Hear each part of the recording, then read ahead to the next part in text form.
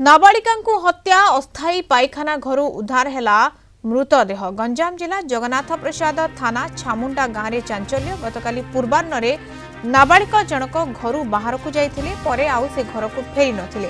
बहु खोजाखोजी पर कौनसी संधान पाई नथिले परिवार। एने जगन्नाथ प्रसाद थाना रे अभियोग करथिले नाबालिका मामू। विलंबित राति पायखाना घर नाबालिका मृतदेह उद्धार होइथिला। पारिपार्श्विक स्थिति नाबालिका को हत्या करा जायथिबा संदेह करा जाउछि। सेपटे नाबालिका थाना रे नाबालिका तेरे थाना रे अटक रखी पचराउचरा करुछि पुलिस। रत्नाकर साहू भंजनगर रिपोर्टर आम सहित जोड़ी होती। रत्नाकर ये नाबालिका हत्या करा जायछि किभଳି भाबरे एवं काहेकि एभଳି निर्मम हत्या पायखाना भितर मृतदेह उद्धार करा जायछि कोन यार सत्यता पुलिस पारिपार्श्विक स्थिति किछि जानिबा को पाउछि।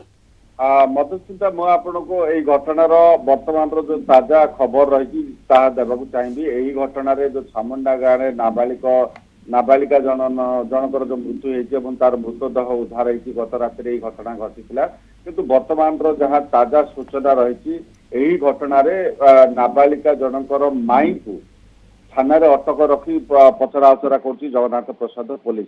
जेहेतु गत 2 दिन पूर्व मृत नाबालिका एवं जड़े भौणी एवं माँ उभय जो रही छामुंडा गाँव मामू घर को बुलवाक आसी गत काली सकाळे मामू एवं माँ कौन सी काम घर बाहर को जाइथिया बेले माई पाखरे 2 झील रही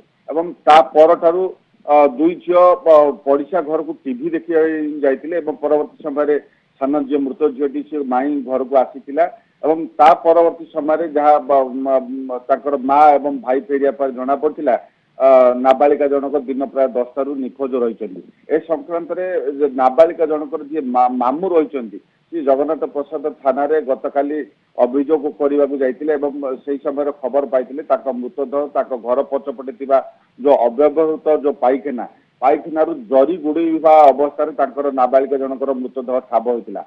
घटनास्थल पुलिस पहुंची मृतदेह को जबत करथिला एवं राति तमाम पुलिस तनाघना जारी रखिथिला। आज भोर समय यही घटनार संपृक्त थिबा संदेह जेहेतु पुलिस निश्चित थिला जे नाबालिका जन को हत्या कराई तेरे कहीं कौ भली परिस्थिति हत्या कर पुलिस तनाघना करथिला। आज जहाँ सूचना बर्तमान जहाँ रही नाबालिका माई को थाना को आनी अटक रखी पुलिस। तेरे जेरा पर एवं मृत नाबालिका जो मृतदेह को जबत कर ब्रह्मपुर एफएमटी को व्यवच्छेद पठाई एपटे अटक माई को पचराउचरा पचराउचरा एवं व्यवच्छेद रिपोर्ट पर स्पष्ट हम कहीं क्यों कारण प्रकृत में कौन कारण रही किभଳି भाव हत्या करा जायछि सबको लेकिन गोटे सूचना सामना को आसी पारे। धन्यवाद रत्नाकर सूचना भंजनगर रिपोर्टर रत्नाकर साहू जोड़ी होते।